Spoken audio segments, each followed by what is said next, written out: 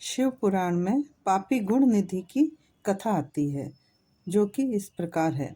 ब्रह्मा जी ने नारद से कहा कि जिस प्रकार शिव जी कैलाश पर गए तथा कुबेर से जिस प्रकार मित्रता हुई, वो प्रसंग सुनो। कांपिल्य नगर में यज्ञदत्त नाम का एक ब्राह्मण रहता था। वह विद्या में बहुत ही पारंगत था। उसका एक पुत्र था जिसका नाम गुणनिधि था। 8 वर्ष की आयु में उसका यज्ञोपवीत संस्कार कर दिया गया। वह अनेक विद्याओं का ज्ञाता भी बन गया था, परंतु उसमें कुछ दुर्गुण भी आ गए थे, जैसे जुआ खेलना, गाने बजाने वाली महफिलों में जाना आदि। माता के कहने पर भी वह अपने पिता के पास नहीं जाता था। पिता दीक्षा या यज्ञादि से निवृत्त होकर लौटने पर अपनी पत्नी से पूछते कि वह गुणनिधि कहाँ गया है। तब माता उत्तर देती, यहीं कहीं होगा, अभी अभी चला गया है, शायद पूजा, स्नान और देवताओं के लिए फूल आदि लेने गया होगा। माता अपने अकेले पुत्र गुणनिधि को प्रतिदिन समझाती, परंतु वह नहीं सुधरा। एक दिन वह अपने पिता की अंगूठी को चुरा कर ले गया। पिता ने अंगूठी को एक जुआरी के हाथ में देखा तो उससे पूछने पर ज्ञात हुआ कि वह तो गुणनिधि जुए में हार गया है। यही नहीं, वह जुए में काफी धन भी हार गया है। जुआरी कहने लगा, आश्चर्य है कि आप जैसे ज्ञानी पंडित अपने पुत्र को नहीं जान पाए। यज्ञदत्त का सिर लज्जा से झुक गया। वह लज्जावश सिर और मुंह को वस्त्र से ढककर अपने घर आया और अपनी पत्नी से बोला, तेरा पुत्र गुणनिधि कहाँ गया है और मेरी अंगूठी कहाँ है?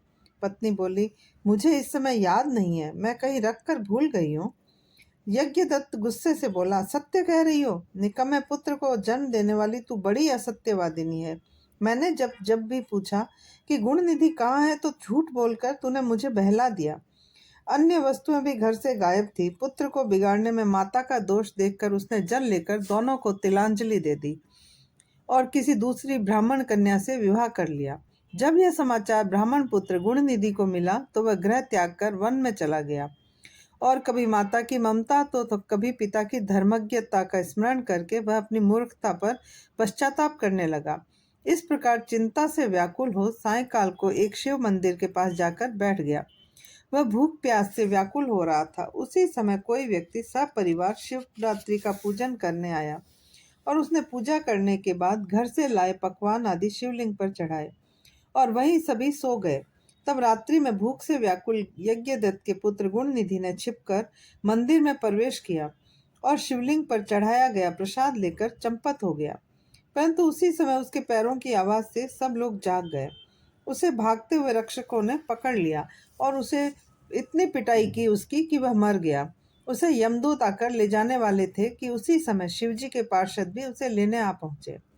वे यमदूतों से बोले, हे यमदूतों, इसे छोड़ दो। इसने जहाँ पाप किए हैं वहीं कुछ अच्छे काम भी किए हैं, धर्म संबंधी काम भी किए हैं इसने। जैसे शिवलिंग पर गिरती हुई दीपक की छाया का इसने निवारण किया और रात्रि में इसने अपना वस्त्र फाड़कर दीपक भी बत्ती भी बना डाली है।